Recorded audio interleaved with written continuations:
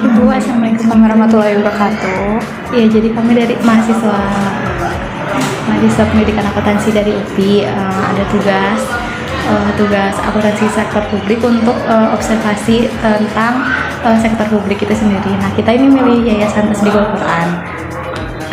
Sebelumnya atas nama Ibu siapa? Astri Febrianti. Ibu Astri Febrianti. Ibu kalau sebagai- boleh tahu bagian apa ya di sini? Di bagian keuangan yayasan. Terima kasih pertanyaannya, Bu. Kita di sini ingin tahu gitu di Yayasan Tasdikul Quran tuh kelebihannya daripada yayasan yang lain itu apa? Terus kan kalau dari program kerja sendiri itu udah tercantum gitu ya. Mau tahu kelebihannya? Kelebihannya yayasan Tasdik sebetulnya kita sama sih seperti yayasan yang lainnya ya. Terus lembaga zakatnya yang filantropinya sama gitu. Lebih ke kita pengen sama-sama mengedukasi masyarakat, pengen sama-sama berkontribusi untuk masyarakat gitu, baik dalam bidang sosialnya, pendidikannya, dalam mendidik generasi muda, begitupun dalam memberdayakan umat gitu. Mungkin keunggulan kita secara lebih spesifiknya kalau di Bandung Barat masih tergolong jarang ya gitu, karena kan kalau beda lagi dengan kota Bandung gitu banyak yayasan lain. Kalau di Bandung Barat tergolong masih sedikit gitu, jadi segmen kami lumayan opportunity-nya lumayan masih luas gitu ya. Terus kan kalau misalnya yayasan gitu ya, pendanaannya kebanyakan dari kayak donatur gitu ya, sama mungkin ada usaha-usaha juga. Kalau mau tahu gitu, kita kalau misalnya pertanggung jawaban untuk donatur, jadi kayak donatur ingin tahu gitu dananya tuh disalurkannya untuk apa aja tuh bagaimana ya? Kalau dipisahkan ya antara yayasan dan lembaga amil zakat. Kalau lembaga amil zakat itu langsung ke para donatur, jadi kita kayak semacam rilis laporan keuangan gitu, dari laporan keuangan untuk publik.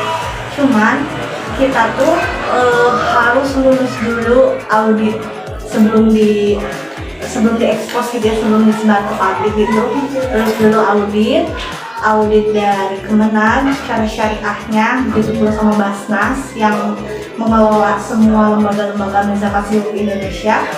Lalu dari akuntansi publik juga dalam hal ininya gitu ya, itu secara syariahnya. Kalau Basnas ini, kalau ini secara umumnya gitu ya, konvensional juga, segala aturan-aturannya diperiksa juga oleh akuntan publiknya. Jadi kalau misalnya setelah